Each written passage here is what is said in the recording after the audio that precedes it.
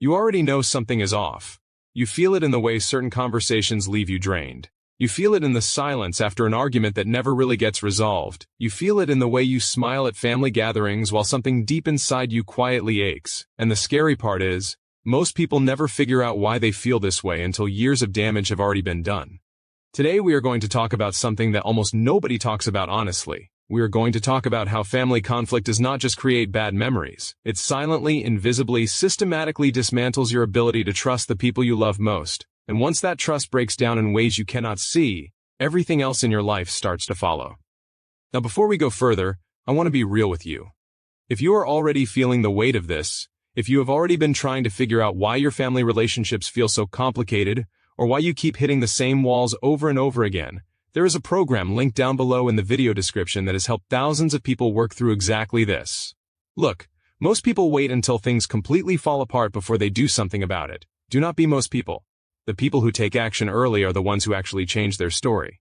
That link will still be there later, but the version of you that acts today is the version that gets results sooner. Keep that in mind. Now let me tell you something that will probably sound very familiar. Picture this. A small disagreement starts at the dinner table.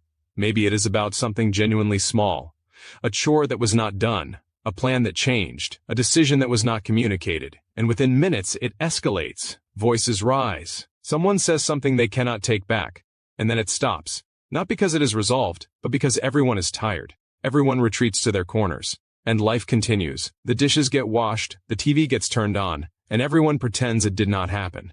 But here is what nobody tells you. That moment does not disappear. It gets stored. Your nervous system files it away. And every single time something similar happens, your brain pulls that file back out and says, "Remember last time?" And slowly, without you even realizing it, you start to protect yourself. You start holding back. You start saying less. You start expecting the worst.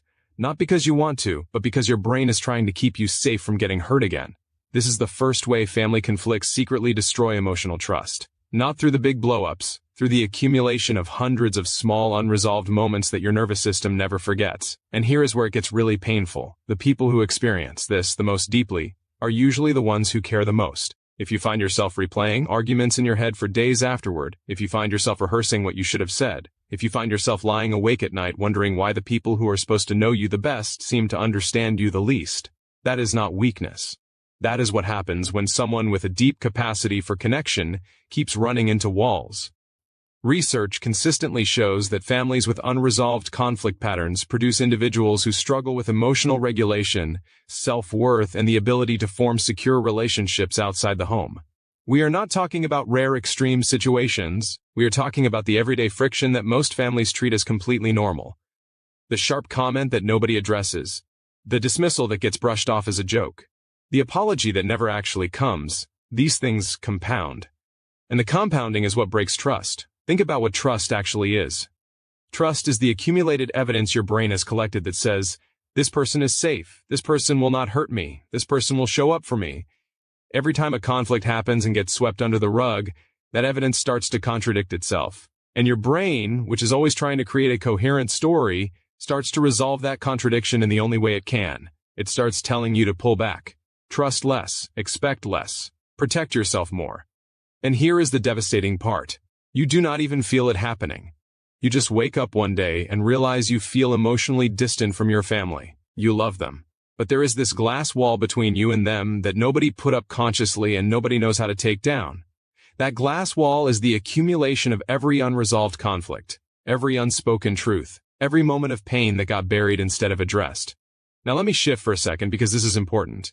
A lot of people think family conflict is about personalities. They say things like, we are just very different people, or, that is just how we have always been.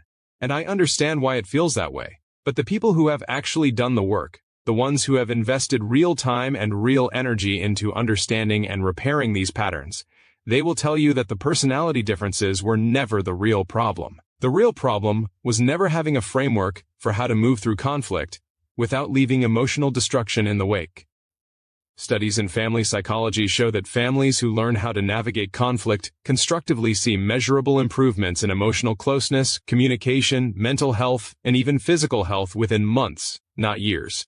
People who felt emotionally isolated from their families for decades have described the experience of finally breaking these patterns as getting a part of themselves back that they did not even know was missing. Imagine that. Imagine sitting at a family gathering and actually feeling present, not performing happiness, not bracing for the next tension spike. Actually feeling connected and safe and seen by the people who matter most to you. Imagine going to bed after a hard conversation with a family member and feeling resolution instead of resentment. Imagine your children watching you navigate conflict with grace and internalizing that as their template for how relationships work. That is the inheritance you give them. Not money, not things, the emotional blueprint that shapes every relationship they will ever have. Now here is something most people do not want to hear. The cost of not addressing this is enormous. Not just emotionally. Research shows that chronic family conflict and the emotional disconnection it creates is directly linked to elevated cortisol levels, compromised immune function, anxiety disorders, depression, and significantly shorter lifespans. We are not talking about stress that just feels bad. We are talking about stress that is physically aging you, that is quite literally shortening your life. And the relational cost is just as staggering. People who grow up in or live within high-conflict family dynamics are statistically more likely to repeat those same patterns in their own relationships. The emotional habits we learn at home become the default settings we carry everywhere, unless something interrupts that cycle, unless someone decides that the pattern ends with them. That decision right there is everything, and it is not easy. Let me be honest about that. Because here is the real trap that high-conflict family dynamics create. They make you feel like you are the problem. You replay the argument and you wonder if you overreacted. You think about the tension and you question whether your needs are too much. You look at everyone else in your family who seems to be handling things fine and you wonder what is wrong with you. Nothing is wrong with you. What you are experiencing is what happens when sensitive, perceptive people absorb years of emotional data without any tools to process it. The people who have worked through this, and there are many thousands of them who have, they consistently say the same thing. They say the transformation was not just about their family relationships. It changed how they showed up at work. It changed their romantic relationships. It changed the way they talked to themselves. It changed everything. Because the patterns we form in our earliest and closest relationships do not stay contained to those relationships. They leak into every corner of our lives. Think about the time you have already spent managing the anxiety of family tension. Think about the energy you have burned trying to predict and prevent conflict. Think about the conversations you have avoided, the version of yourself you have suppressed to keep the peace. What would it be worth to you to get that energy back? What would it be worth to stop carrying that weight? Because here is the truth. The people who act on this, who actually invest in understanding and rewiring these patterns, do not just feel better, they gain something. They gain the kind of emotional freedom that most people spend their entire lives searching for and never finding. They gain relationships that feel like home instead of battlegrounds. They gain the version of themselves that was always there but never had a safe enough environment to fully exist. And that version of you is not a fantasy. That version of you is who you would already be if nobody had ever taught you that conflict meant danger. That version of you is who you are underneath all the survival strategies you built to protect yourself. The path back to that person, back to genuine trust in your closest relationships, starts with one decision. The decision to stop waiting for the other people in your family to change first. That shift alone, from waiting to leading, is what separates the people who stay stuck from the people who completely transform. And if you are watching this and something in you is already saying yes, something in you already recognizes the truth of what you are hearing, that instinct is worth listening to.